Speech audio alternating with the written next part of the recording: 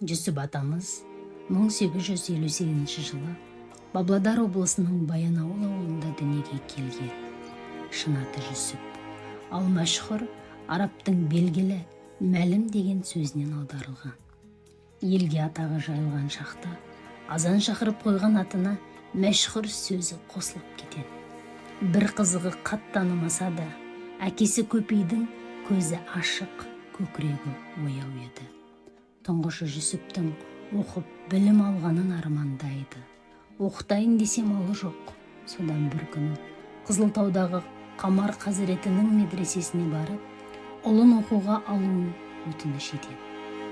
Ақысына медресені түнде күзетіп, күндіз отын суын дайындап, ауласын сыпыратын жұмысшы болмақ ниетін айтады. Сөйтіп баласына бола Қызылтауға көшіп келіп, медресенің жанында жер кепе қазып тұрады. Мәшһүр Жүсіп осы медреседен қат танып, 15 жасына дейін білім алады. 1878 жылы алғаш рет Қараөткел, Ақбасар, Қаражар маңын жайлап, Алтай, Қуандық, Тоқай елдерін аралауға шығады. Естіген, көрген дүниелерін қағазға жазып, халық ауыз әдебиетін жинап бастайды. Бала күнгі естіген ертегі, қисса, жыр жаңылтпаштарын, шежірелерді қағаз бетіне түсіре береді.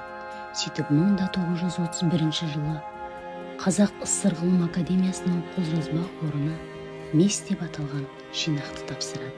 Кейін осы жинақ кітап болып басылғанда, ішіндегі құнды дүниесі 30 томдық кітапқа азық болыпты. Мәшһүр Жүсіп дүниеден өтерде өз бетін өзі салдырады. Әуелі жатар орын таңдайды. Үлкен келіні Зейнептің Досжан деген інісіне қаздырып, өзі үнемі басында отырады. Енін, ұзындығын, биіктігін 2,5 кез етіп алдырады да, ол біткен соң көңілі әлде бірдеңеге дауламай, тағы да біраз тереңдеу етіп қаздырады. Күндегі әдетінше ертеңгілік тағы да басына келіп отырады да дұға етеді. Осы кезде Досжан бірыңғай қиыршық тас жер үйіндісінің астынан тұтастай бір ақ күлгін түсті тастың белгі бере бастағанын байқайды. Молдеке, мына жердің тасының түсі өзгеріп бара жатыр. Әрі тұтас жатқанға ұқсайды. Енді не істейін? Бөлектеп уақтайын ба дейді Досжан. Жоқ, Досжан, менің де күткенім осы еді. Сындырмай, тұтас ал да жоғарыға шыға деп ары қарай дұғасын оқиды. Биіктігі 1,5, ені бір кезге таяу, қалыңдығы 20-30 сантиметр тасты алып, оған өзінің аты жөнін жазады. Сөйтіп бейіттің басына белгі етіп қойғызады. Мен өлгеннен кейін 40 жылға дейін денем бұзылмайды. Бір адам көзі көреді, серт етеді. Тек жаздың ыстық айларында кебінімді айырбастап отырыңдар, қыста керегі жоқ.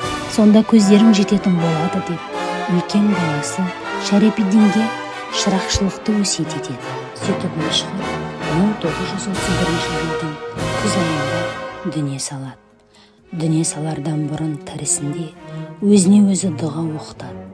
Оны көріп сол заманның молдалары мәшһүр адасты, тірісінде өзіне мола қазды, Құран оқытты деп сынайды. Сонда мәшһүр ертең мен өлгенде маған келіп бата жасамақ түгілі өз бастарыңмен қайғы боп кетесіңдер. Мен көрмеймін, сендер көресіңдер. Көресіздер де көнесіңдер деп деген екен. Айтқандай 1931 жылда аштық басталып, ел қырылып, аман қалғаны бас ауғанға қаңғырып кетеді.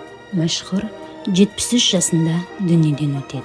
50-ге таяған тұсында 73-ге келгенше балталасаң да өлмеймін. 73-тен асқан соң майға бөлеп қойсаң да әрі өмір сүрмеймін деп жиі айтқан екен. Айтқандай әулиенің сөзі айнытпай келеді. 1931 жылдың жазында елге хабар жіберіп, мәшһүрмен қоштаса берулеріңе болады.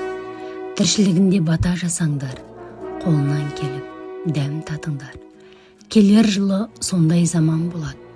Кімнің қандай жағдайда болары белгісіз қалады. Жүздеріңді өз көзімен көріп кетейін.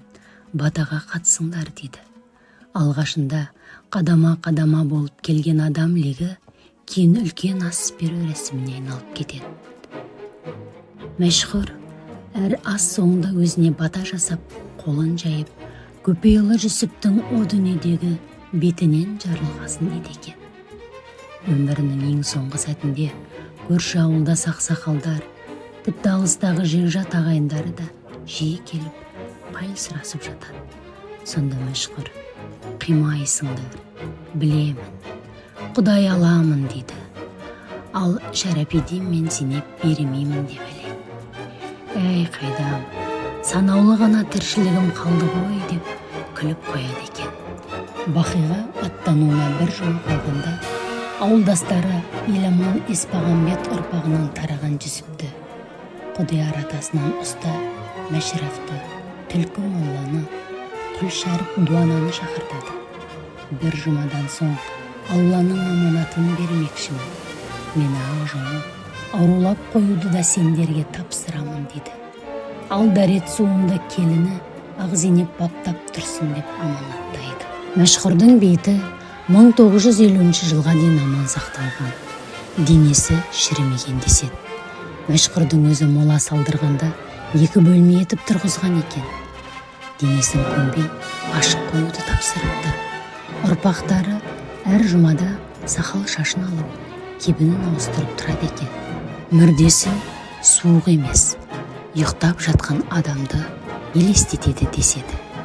Жазушы Дихан Әбілов 1949 жылы әуленің басына зиярат етіп келгенде денесінің шірімей жатқанын естелік етіп жазып кетеді. 1946 жылы Сәбит Мұхановта Мәшһүрдің бетіне келіп, ішіне түсіп, шірімей жатқан әуленің денесін көрген екен. Тіпті өлі дене сасымай, бір түрлі қош иіс шығарып тұрады деп жазады. 1952 жылы большевиктер Мәшһүрдің бейітін бульдозермен бұзып, қиратып тастайды. Жұрттың мола басына келіп, Құран оқуына тыйым салады. Кесенесі 2006 жылы ғана қайта жаңартылып бой көтереді. Кесененің жанында Мәшһүр бұлағы бар.